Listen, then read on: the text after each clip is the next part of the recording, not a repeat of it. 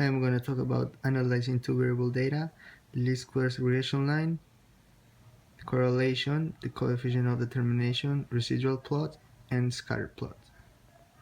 Now we're going to do a practice problem. Late bloomers. Japanese cherry trees tend to blossom early when spring weather is warm and later when spring weather is cool. Here are some data on the average March temperatures in degrees Celsius and the day in April when the first cherry blossom appeared over a 24-year period. These are the values given by the problem, with temperature, which is the explanatory variable, will go on the x-axis of the scatter plot, and days in April, which is the response variable, will go on the y-axis of the scatter plot. Now A says, make a well-labeled scatter plot that's suitable for the predicting when the trees will blossom from the temperature. Describe direction, form, and strength of their relationship. We do that by putting our response and explanatory values on a list. The response values are put in the L2 list and the explanatory on the L1 list. Now we go to second stat. We go to plot, the first plot, we turn it on, and then we go to zoom 9, and there is the scatter plot. You can see it has the least square regression line already, and it shows a linear, negative, and fairly strong correlation.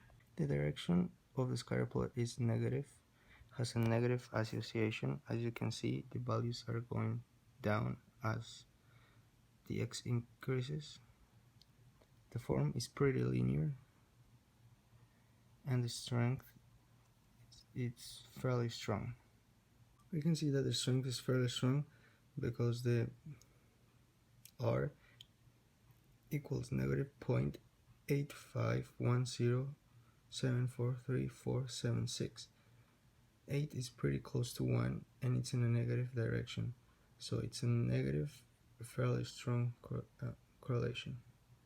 For B, we have to find the least square regression line with the calculator. Now we go to stats, calc 4, we press enter, and then we got the equation where you can see A and B, and I have it written down here. Y hat equals 33.12027039 minus 4.6855014343x. The y represents the number of days, when the x represents temperature. The equation shows that for every 1 degree Celsius that increases in temperature, we predict the number of days in April under the first bloom to decrease by 4.6855014343. The y-intercept is outside of the range of the data, so it has no meaningful value in this problem. Part C asks for the average March temperature this year was 3.5 degrees Celsius. When would you predict that the first cherry blossom would appear? Show your method clearly. So we would basically have to plug in 3.5 into the equation of the least squares regression. I just plugged it in and the answer would be 16.72101 days. Now, in order to find the residuals plots, we have to go back to the list, and for the L3 column, we're going to put y times L1, and for the L4, we do the residuals, which is the observed minus the predicted, which would be L2 minus L3. Now we go to second stats, we go to another plot, we turn it on for list 1 and list 4, we go to zoom 9,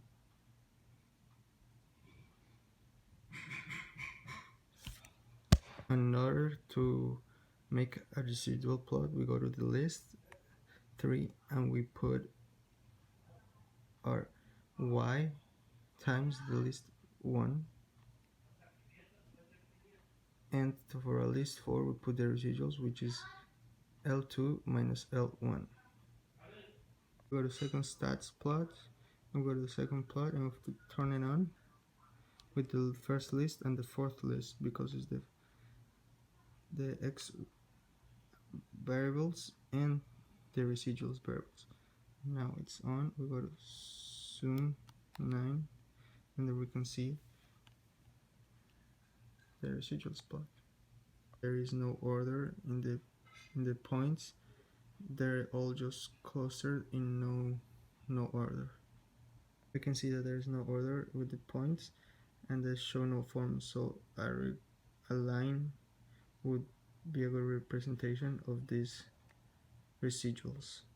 F says to find and interpret the value of r squared and standard deviation in this setting. So calc, we go to 4 line regression, and then we go to put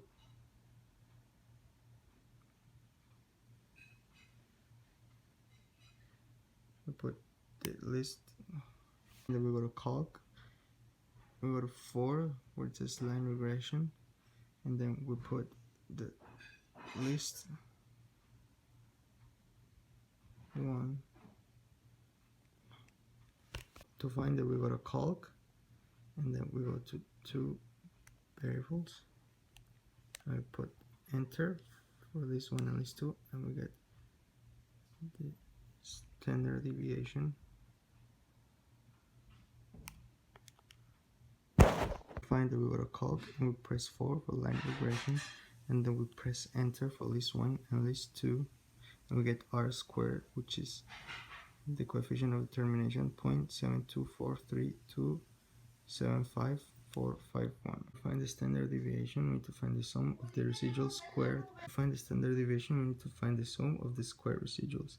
So we go to calc, we go to 1 variable stats, we press list 4, and then we find the sum of which is 200.861842. Now we plug that into the standard deviation equation over the number of values, minus 2, which would be 24, minus 2, which would be 22, and then we square root the answer, and the standard deviation would be 3.021602841. About 72.4% of the variation in the number of days in April until the first cherry blossom can be explained by the variation of the temperature. About 27.6% of the variation is unexplained. We expect a typical prediction error of 3.02 days. This would be the standard deviation, and this would be r squared. Thank you.